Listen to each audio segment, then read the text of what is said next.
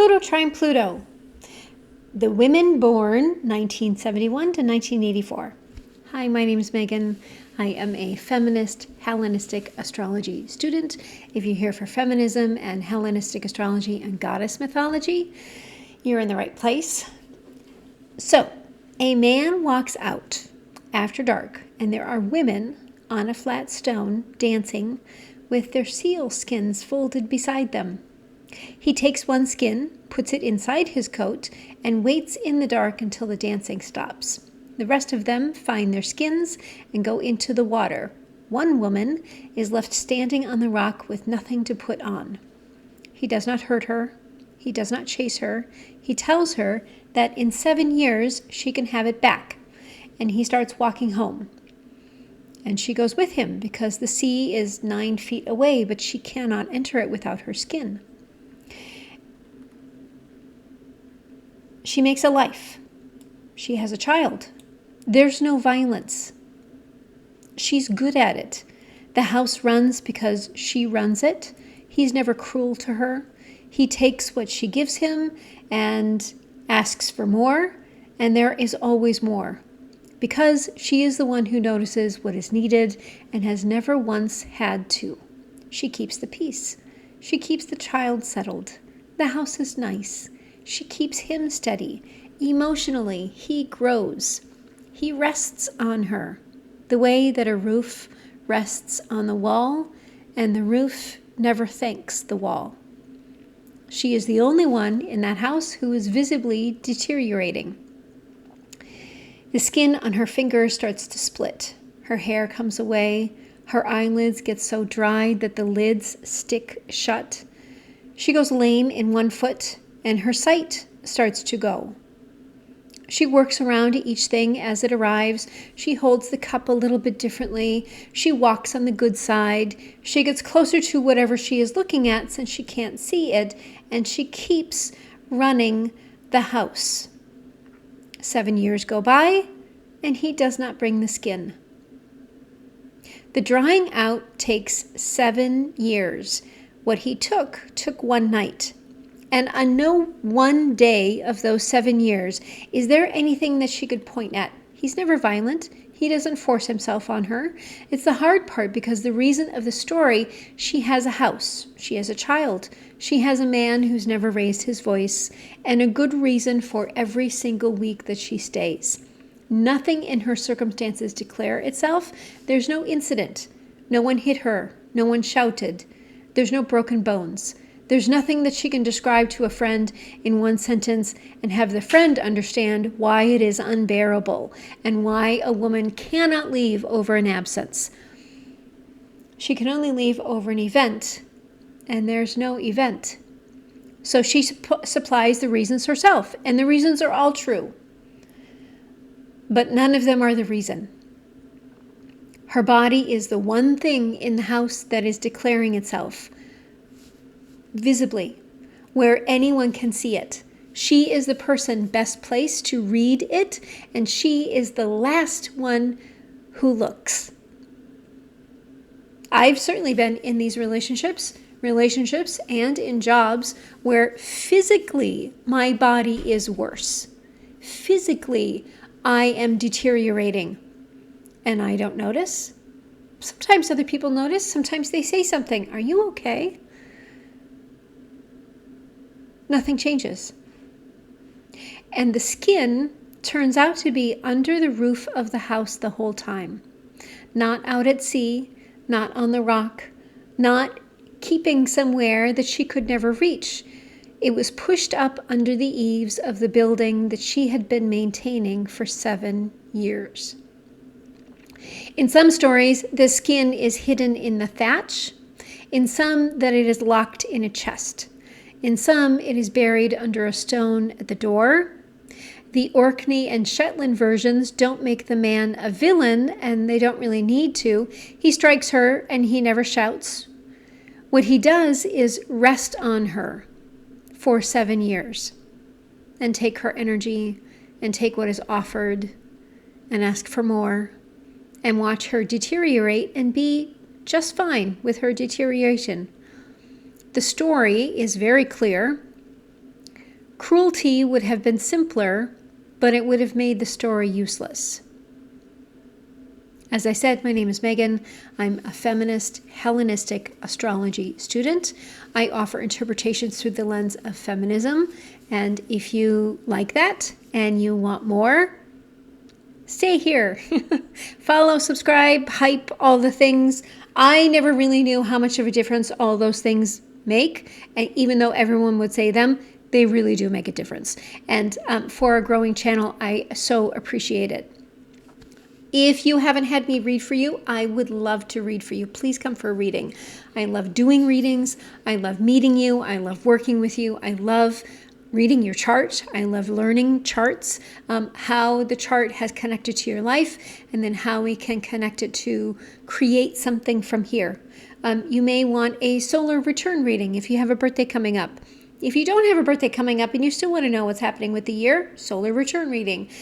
General readings are for everything else. If you want me to look at something that's happening now, transits that are happening now, transit is what's happening in the sky right now. If you've never had a birth chart reading and you would love one, I would love to give you a birth chart reading. If you have had a birth chart reading and you would like another, I would love to do that. If you would like some birth chart reading, some transit reading, I would love to do that too. I'm pretty much game for whatever because one, it lets me see a lot of charts, and then two, it lets me be with you and really see how charts then manifest in our lives and what's the reflection back and forth. If you want a pre-recorded reading, if you're busy, if you live in a place where it's difficult to get live with me in Europe, get a pre-recorded reading. If you just want to see me geek out for an hour on your chart, get a pre-recorded reading. And you don't have to have one either. You can have a live reading. I love those too. Just let me know if you want a pre-recorded reading to note that when you schedule so that I don't wait for you. I also have memberships on Buy Me a Coffee. I have a really cool reading on Lilith and the Arabic lots of astrology.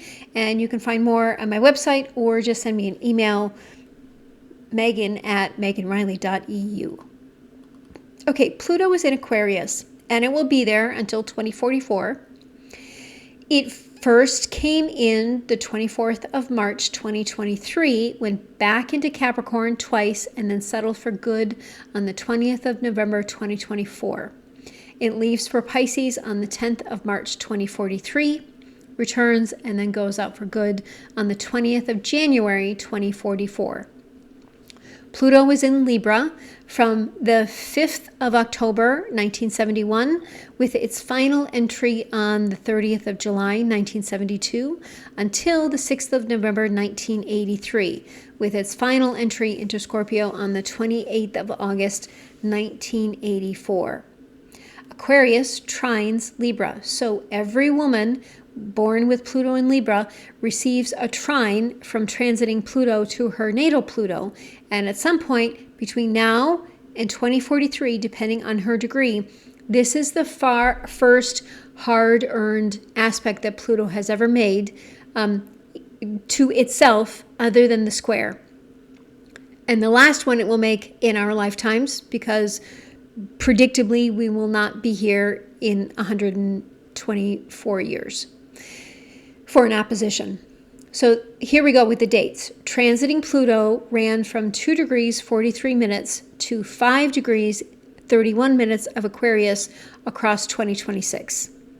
It stationed retrograde on the 7th of May at 5 degrees of 31 minutes of Aquarius, went back to 3 degrees by the 16th of October, and then it will turn direct.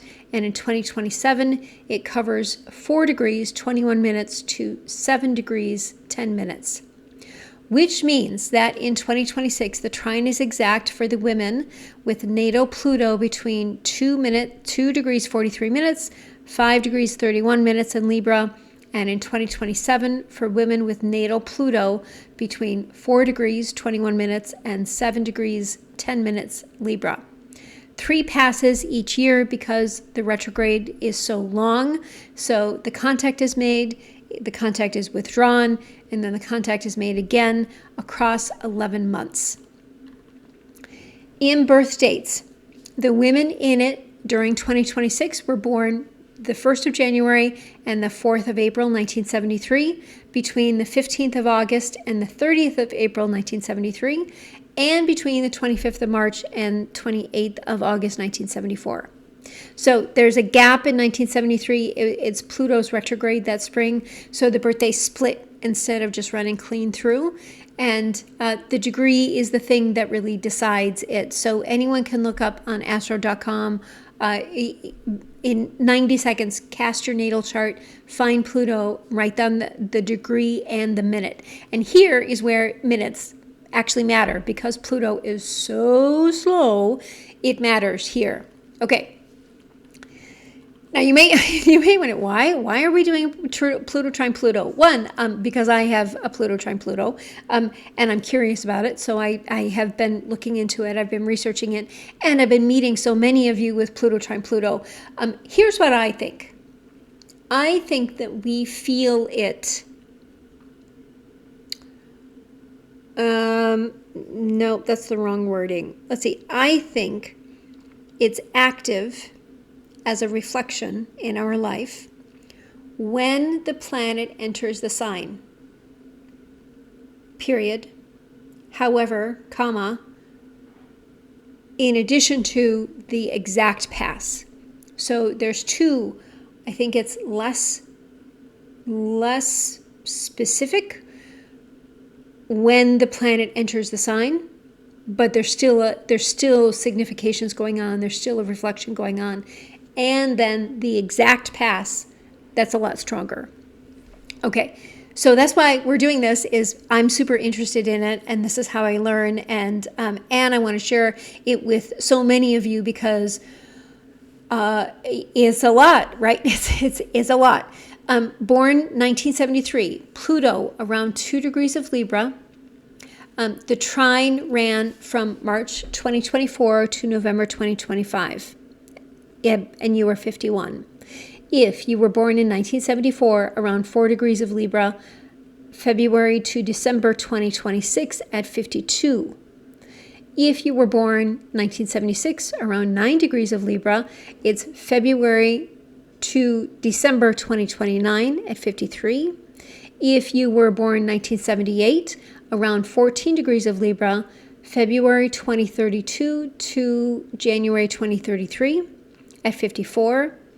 Then, if you were born in 1980, around 19 degrees of Libra, it's March of 2023 to January 2036 at 55. And then born 1982, around 24 degrees of Libra, April 2038 to January 2040 at 56. If you're born 1984, around 29 degrees of Libra, April 2042 to December 2043 at 58. Now, the generation before, let's talk about that, Pluto in Virgo. And Pluto in Virgos, I would love to hear how your Pluto trine went. What do you remember? What were the things that were happening in your life? We want to know. We want to know. So Pluto in Virgo, born 1957 to 1971, you had the same trine from Pluto in Capricorn, and it landed at exactly 50 for every birth year from 1958 to 1970, like right on 50. Because Pluto's speed through Virgo and its speed through Capricorn happened to match on either side. The Libra generation does not get this. Pluto is decelerating out of the closest part of its orbit, so it takes 19 years to cross Aquarius, where it took 12 to cross Libra, and as the age drifts from 51 at the front to 58 at the back. And a woman born in 1973 meets this at 51. A woman born in 1984 meets it at 58 in 5 passes in nearly 2 years, in a totally different decade of her life. So same aspect, same planet, same generation, 7 years of difference of when it arrives. And the difference is this fact about Pluto's orbital velocity instead of anything else. And then the generation after, Pluto and Scorpio, this is coming. Pluto and Scorpio, 1984 to 1985. is receiving the square from this Aquarius Pluto at 39 to 46. If you were born in 1985, that square ran from April 2024 to December 2025. Congratulations, it's over. If you were born in 1986, it is running March 2026 to January 2027, which is right now. If you were born in 1988, it's 2029 to 2030. And if you were born in 1995, it's 2041 to 2042. So this is 3 groups of women watching this, and they are in very different places on the aspect series. So the Virgo generation, you have already had your trine and your square, and you can check out what we're going to describe against what your life was like in the square and then and the trine. And then the Libra generation, where you're in the trine now or you're waiting. And then the Scorpio generation, you are in the square right now, where the Libra generation was in 2009, 2010, and 2011.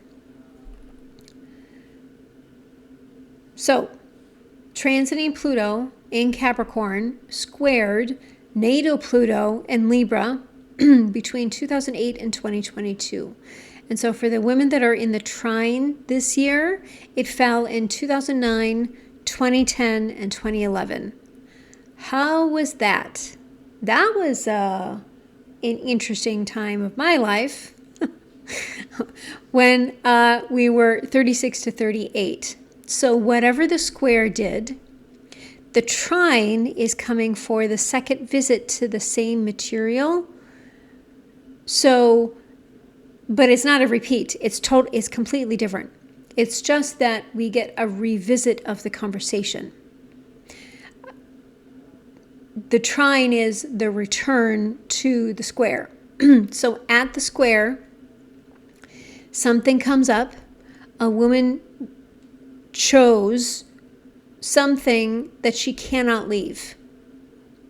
And her reasons for staying are all good and are all true. And the reasons are not why she's actually staying. That's the 7 years in the square. And it's why the story attaches here so well than anywhere else, and why I was excited to share it here. So repetition is also the square's signature. Repeating patterns, right? The same relationship, just a different person, the same argument, just a different person, the same job, but different companies, different countries, like going and returning on the cycle over and over and over. Predictable enough that, but often we cannot see it. So it's predictable, we recognize it on some level, but we don't really see the pattern.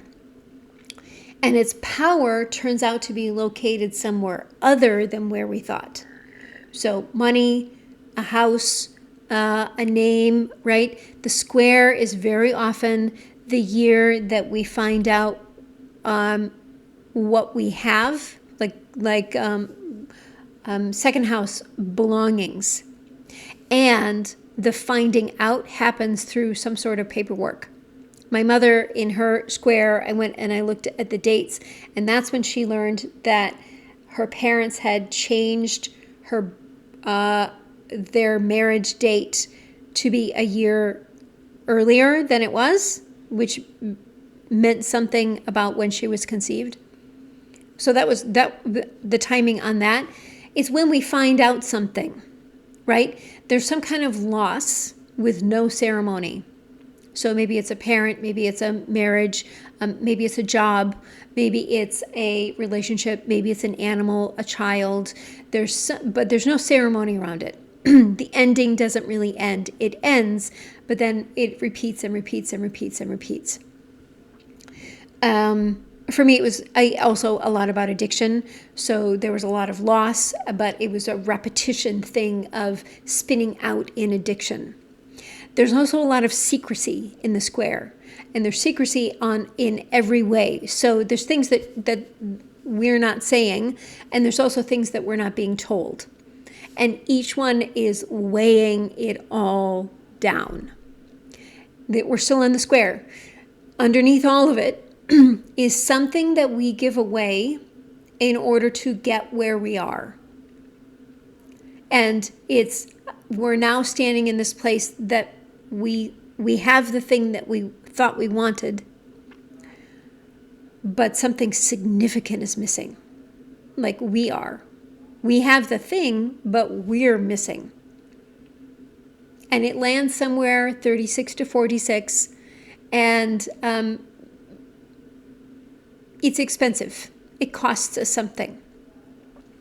So Pluto in Virgo, ladies, 1957 to 1971, you had the trine between 2008 and 2022 at 50. When you turned 50, you had the trine.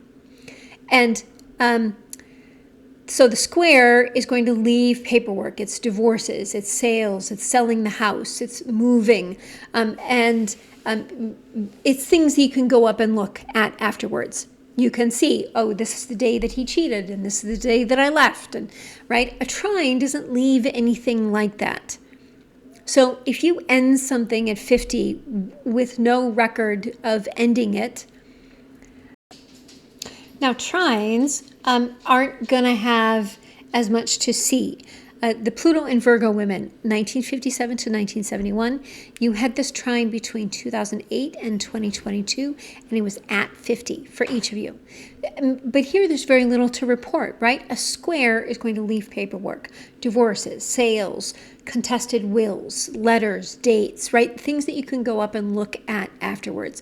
A trine isn't really going to leave that. So the only person that really is going to know what happened to you is you. So here's what a trine does. A trine is an aspect between signs of the same element. They're 120 degrees apart. And in Hellenistic astrology, it's the most harmonious of the configurations. Chris Brennan wrote in Hellenistic astrology, the study of fate and fortune, the whole sign aspect, two signs of the same element can see each other, and they are in agreement, and what passes between them passes without obstruction. Valens says that it is favorable and it is effective. The tradition is unanimous. For this purpose, a little misleading, because harmonious has been read as good, and it does not necessarily mean good. Don't forget May 6th, that was the best explanation or the best example of a trine. Black Moon Lilith, I started the fire trines on May 6th, and that was the day that the U.S. bombed Iran a lot. So unobstructed. It means unobstructed, not favorable. Nothing stands in front of the power, and nothing stands behind the power either. So a square produces some kind of event. It's tension that produces resolution. It has a crisis. There is a rupture. There is a person. There is a date. It can be told to someone else as a story with a beginning and an end. And the trine produces no event. It's interesting because I just mentioned an event, but okay, we'll just keep going. Okay, something ends, she stops, but there's no scene, right? She just leaves. Afterwards, she can't really explain what it was that took so long because nothing changed. Tolerance drops. Things that were bearable stop being bearable, and she just stops doing them without an announcement. Authority arrives that no one really conferred. So she stops checking whether she is allowed to do a thing, and she just does the thing, and no one stops her. And there's no permission that was ever going to be issued. What she already has then becomes usable. Here's another thing. Skills that she had 20 years ago and never spent, property, knowledge. The trine doesn't deliver anything new. It makes the existing property available, which is why it really looks like nothing from the outside. And then a real pole, what is underneath, the line that she comes from, which is the land, the wills, the houses, the old paperwork, the history, the karma, the ancestry. Pluto's oldest significations turn up at this transit, and women at it start opening boxes. What is in the past, right? Where are those old books? What are the things that are hidden? What are the things? This is like my mother discovering something about her parents. So then there's the failure mode, which matters more here than anywhere else. The trine give access but doesn't apply any pressure. So a woman could have 18 months of completely open ground and spend all of it exactly as she spent the previous 18 months. And at the end, there's nothing to remember because nothing happened, because nothing made anything happen. That can be a catch about a grand trine. With a trine that is fully enclosed in a triangle on the chart, is that it can get stuck inside. The square forces something, forces a resolution. A sextile encourages inaction. The trine asks, but it will take no for an answer, and it doesn't ask twice, and it's not always positive. So the bundle, so the child, we'll go back to Selkie. The child hears something out on the rocks, and he goes looking.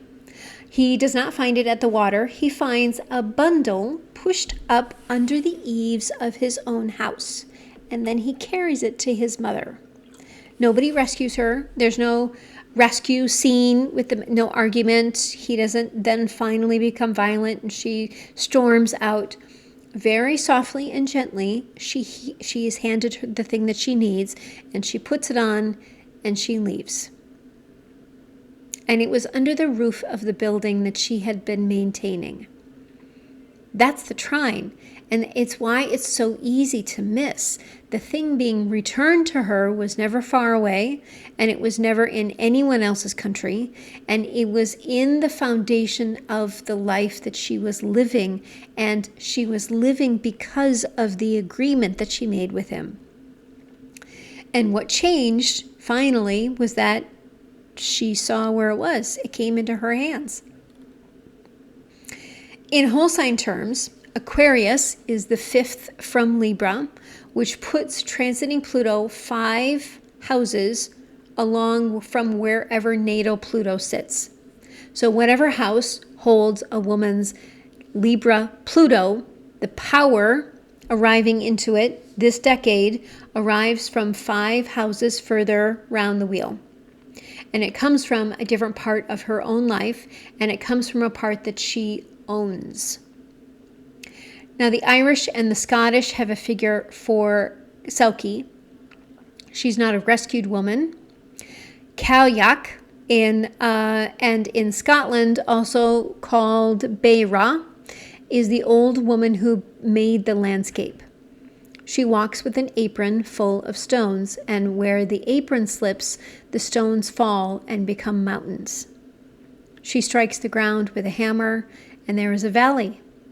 She washes her plaid in the whirlpool, and when she is finished, the winter has begun. She is not a goddess of decline.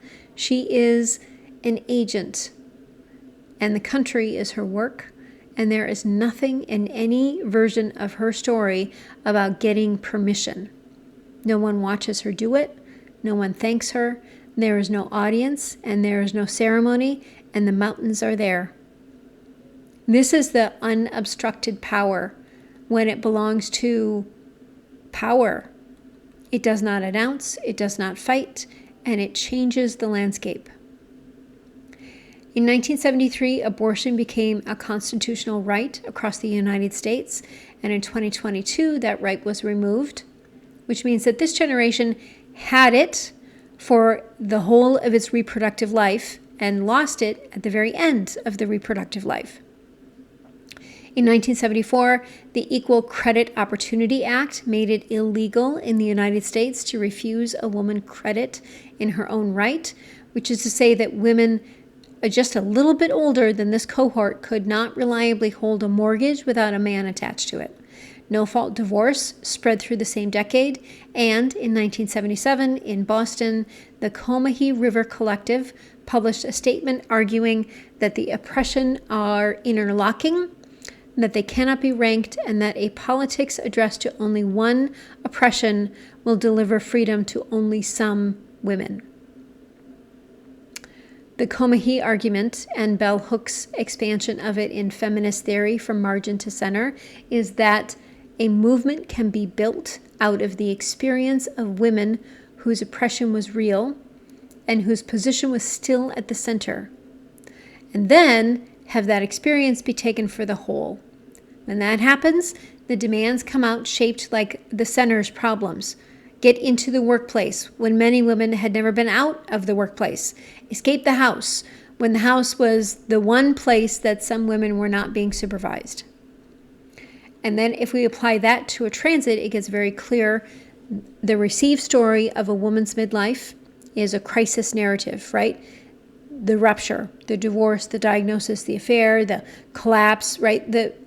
Every one of those is an event, and the events are what get narrated. But there's no story for the woman whose power arrives at 54 with nothing forcing it, because there's no rupture in it. There's no story to tell, and it's not seen as a story, so it doesn't get told. And so the woman living inside, that one has nothing really to check herself against. And it may even minimize the power that she finds at 54. So the women that are in the square right now, you're 39 to 46 years old. You are in the loud half of this. And there's something happening that you have to point at. You can tell us what is happening. And if you want, if you feel comfortable, say it in the comments. And then be able to listen to the Pluto in Libra and the Pluto in Virgo, women before you, and maybe what theirs was. And I remember thinking I was not going to make it through. Like literally, I did not think that I was going to make it, and I did, and I'm much better and stronger for it. So maybe there's a way that we can share that with the people, the women that are in the square. Those of us that are in the trine, we have the quiet half. There's something that's not seen as much from the outside, and so much with the system. If we don't have something physical, like if we don't have something physically wrong with us, then it's harder to say what it is that's happening, and it's harder to have the validation that something is actually happening. So the task in the quiet half is to notice that that something is afoot, and to validate that. So somewhere between 2009 and 2011, a decision got made about a shape of a life, right? And it was made really without a scene. There's no rupture, no one shouted, nothing happened that could be described to a friend in a single sentence and understood. Something had been chosen that could not be left.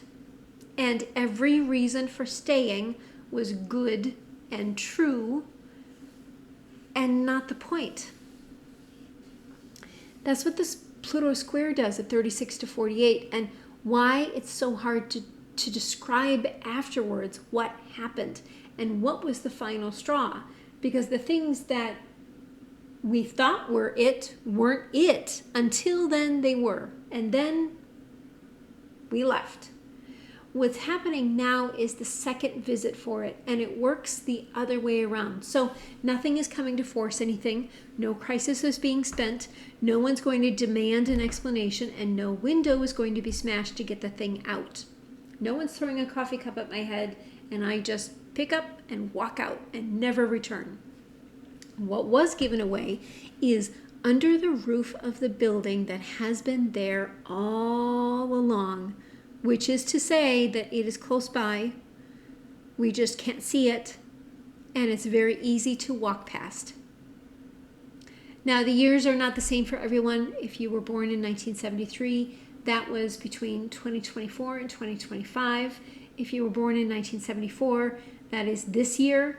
If you were born 1978, it's 2032. If you're born 1984, it's 2042. So anyone in the middle can find your degree of Libra and go find that, and then look at what's happening with Pluto, and go back in time too and look at the Pluto square. So we can go this whole trine and not notice. I think that could be a risk, is we could go the whole trine and not notice, because it's not the drama of the Pluto square. You could have 18 months of completely open ground and then not notice that you're changing on the level of way deep down, the depth, way deep down. Now, the Cailleach and the Beira made the mountains with no one watching them do it. And there was no ceremony, and the mountains are still there. It's unobstructed power belonging to unobstructed power that does not announce itself. It just changes the terrain and then it moves on. And the thing that is under the eaves, the skin, our skin, was never far away. It was in the foundation of the life that was already being lived. And there's something that we just haven't seen where it is. Now, every woman with Pluto and Libra has it in one fixed house set by her rising sign. And transiting Pluto is always 5 houses further. So each reading takes the house where your Libra Pluto is, and says what the 7 years looked like in that house, and then says what is arriving now from the house that Aquarius occupies. So the readings go to the woman whose trine is exact now or next, and every other woman in the generation gets the same reading in her own year, and your year is in the table above. Okay, here we go. Cancer rising. Libra is your 4th house, the ground under your life, the ancestry that you come from, the house itself, and everything that was settled by people who are not here. Between 2009 and 2011, things were being decided under you instead of around you. And you were expected to go along with what had already been agreed. You did not go along, and you said so, and to the people who least wanted to hear it. Oh, dog dreams. And you were the only one at that table saying it. It cost you a relationship, and some of those relationships never came back. Aquarius is your 8th house, everything two people agree to, and what is owed in both directions. What comes now through here, something unspoken and long-standing between you and another person is settling this year. It's settling quietly, it's settling in your favor, and no one has to lose anything anymore. Now, the Selkie skin was under the eaves of the house that she had been keeping for 7 years.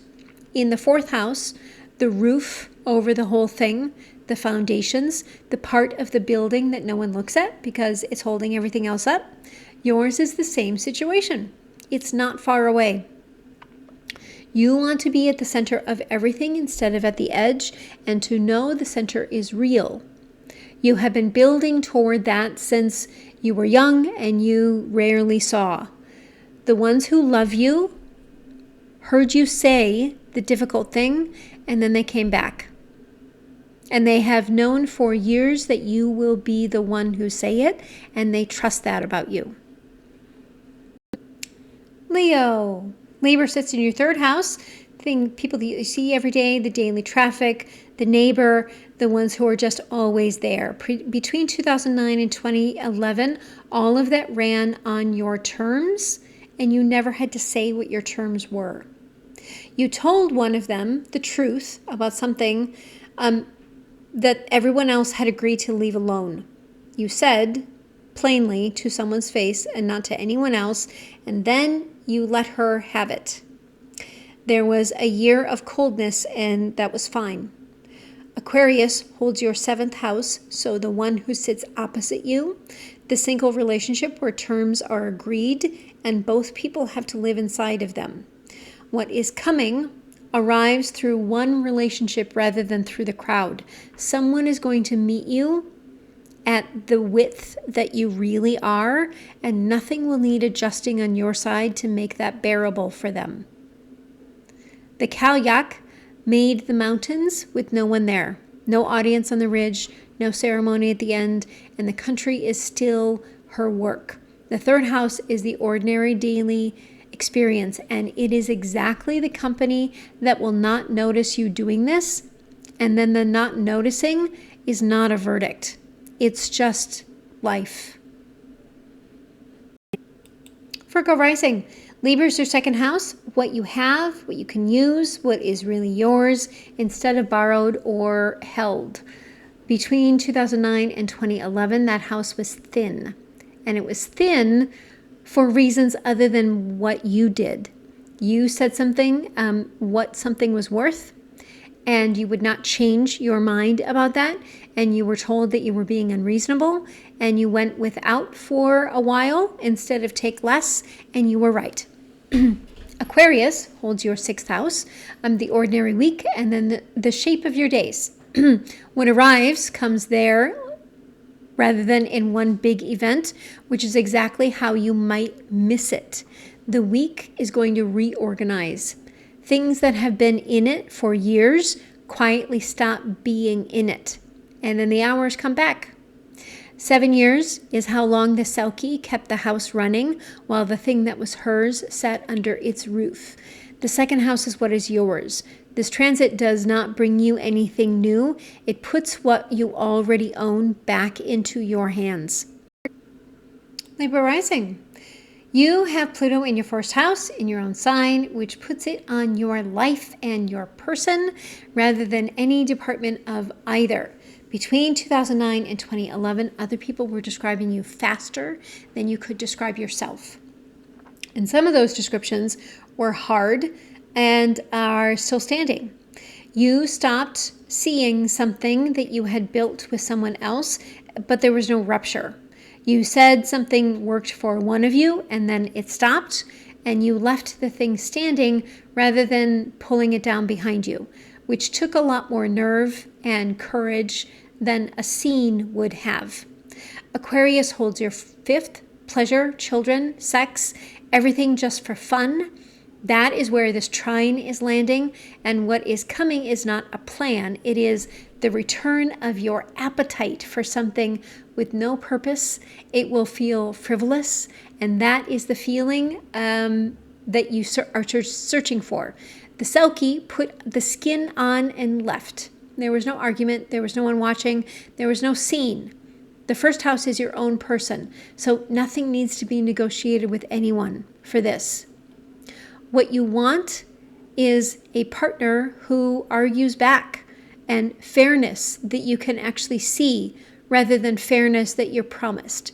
You have accepted the assurance version more times than you would like to count and are declining future assurances. Scorpio rising. We are good at being alone. We are good at the time that no one sees us, and we have never wanted anything else. Libra is our 12th house, so the private half of our life runs on us and what we do alone, but also what is said about us and settled about us in rooms that we're not in. Between 2009 and 2011, something in our own household was being run on our say-so, but had never really been spoken out loud. Everybody knew that something was wrong, and everyone preferred it unsaid. Aquarius is our fourth house, the house that we live in, and the line that we came from. What arrives now comes in from there, and no one is handing it to us. We'll go and get it. It is the room that has been holding boxes since we moved in. It is the keys, and who has a key? It is the first 2 hours of the day, which have belonged to whomever needed us for as long as we can remember. Maybe those 2 hours are ours. Maybe the boxes are gone. Maybe the keys are returned. And it won't look like a big deal, but it will be everything. The skin was under the eaves of the house that she was already living in, and the child who found it was not looking for it. So 4th into 12th is that root exactly. Sagittarius. Libra occupies your 11th house, the people that you choose, the ones that no one assigned you, you just adore. Between 2009 and 2011, that company was holding your life up, and some of it was holding you in place. You left a group that you helped start because what it was doing had stopped matching what you agreed. Aquarius holds your 3rd, the ordinary traffic, the people that you see every day, short distances, the people that you see without arranging. This is where the trine lands, not the horizon. The street.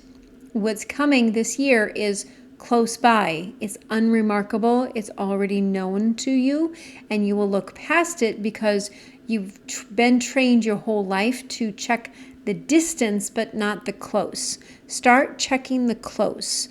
The Selkie could not enter the sea from 9 feet away.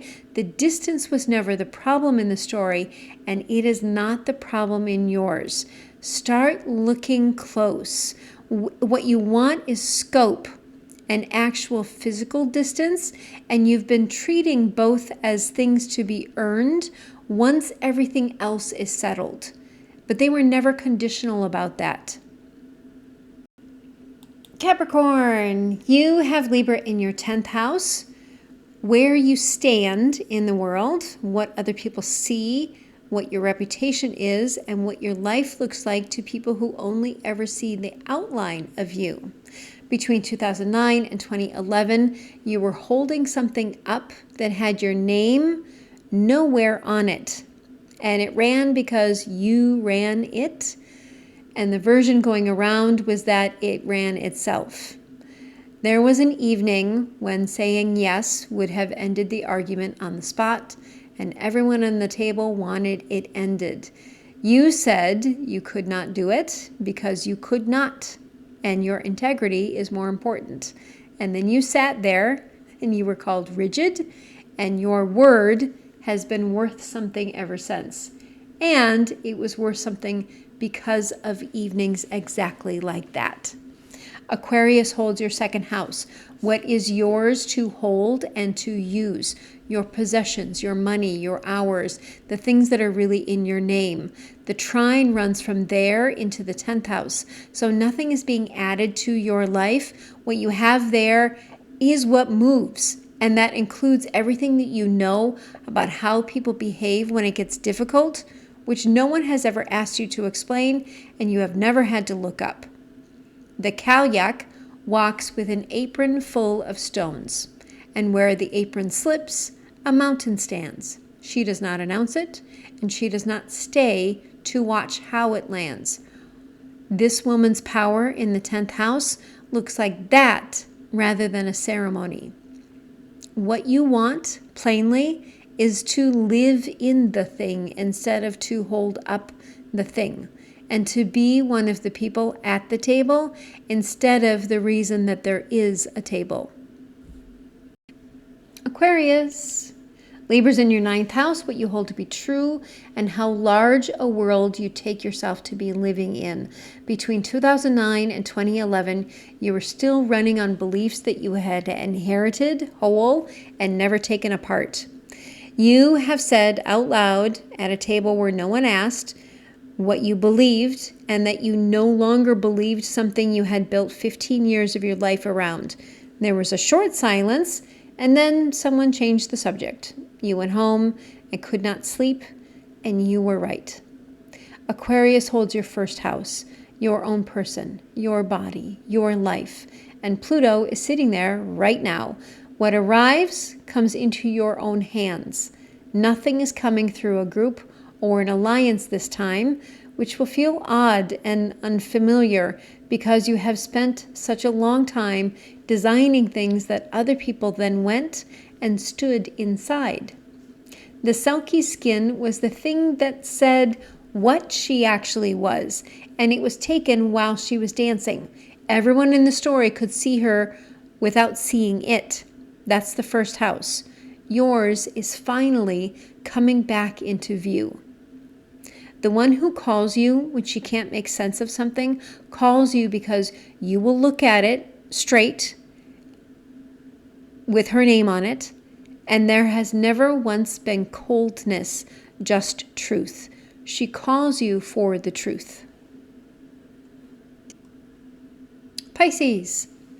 Libra is your 8th house, what's held between two people and not written down, what gets decided about resources when someone is no longer there to be consulted.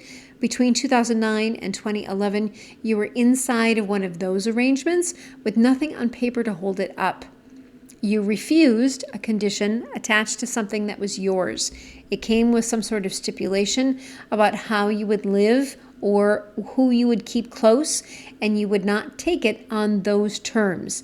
Some have never forgiven you, and you are just fine. Aquarius holds your 12th house, the interior work that no one sees.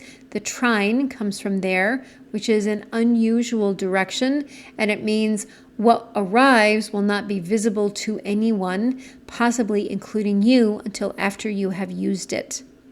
Something that you have been doing privately for years becomes the thing that carries you. 7 years, and the only one who could not see what that house was costing her was the woman keeping it. The 8th house is what nobody writes down. The 12th house is what nobody sees. Between those two, you have been doing the entire thing unwitnessed. What you want is to be seen without translating first. You've been running a translation service since you were a child. You are very good at it, and it has never been free. The friend who has never once needed translation is still there, and she has been the proof the whole time. Aries. Libra sits in your 7th house, the person across the table from you, the arrangement that only holds if both of you agree. Between 2009 and 2011, the terms of your life got set inside one of those. Agreeing was the quickest way through the week, and then you lived on those terms for 10 years without anyone revisiting them. There was a thing that you would not put your name on because it only worked for one of you. People decided that you had lost your nerve. One of them said it to you in her kitchen, and you let her say it, and then you went home. You had read it right, and you went years without rather than agree. And you have never once told that story. Aquarius holds your 11th house, the women that you choose. What arrives comes from there, is not from the pair. This is not a rescue. One of the two who knew you before you were interesting has the thing that you need, and she will offer it to you on an ordinary afternoon in the middle of a conversation about something else, and it will sound like nothing, and it is the thing that you need. No one rescues the Selkie. Her own child brings her the skin, and she puts it on herself. That is what will help from the 11th house. It arrives, and you are still the one who does the leaving. What you want, under the version that you would say out loud, is an arrangement that you don't have to win, where your terms were in it from the very first draft. And that girlfriend from the kitchen was wrong, and she knows it. You have walked away from better offers than that one, and you have been right every time. Taurus rising. Libra is in your 6th house, the ordinary week, the shape of your days. And there's a dreaming doggy behind me. The things that recur, whether or not anyone notices them recurring. The things that we have to do. Between 2009 and 2011, that shape was set by other people's requirements, and you built around them so well that it stopped looking like a decision that anyone had made for you. You went back on a yes. You had already agreed, and everyone had planned it out, and you looked at it again and withdrew, and you took the sign of the awkwardness rather than pass any of it on. No one enjoyed that time, including you.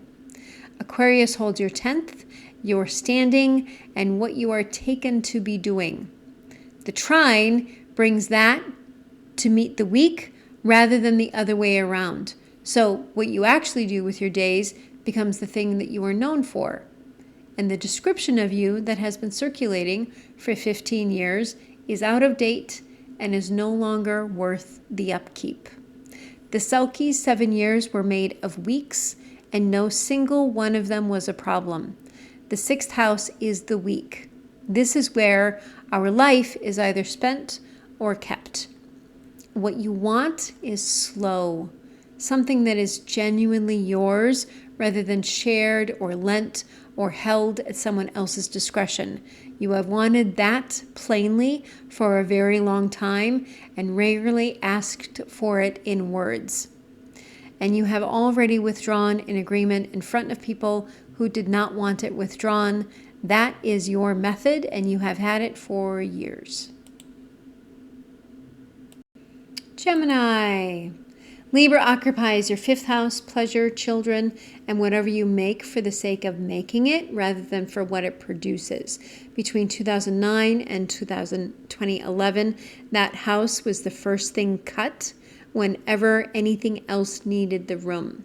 You stopped something halfway through and it started as yours and became someone else's, one reasonable amendment at a time. And you put it down and said you are not finishing it. So it sat unfinished for a very long time, and you can still describe the version you had in your head.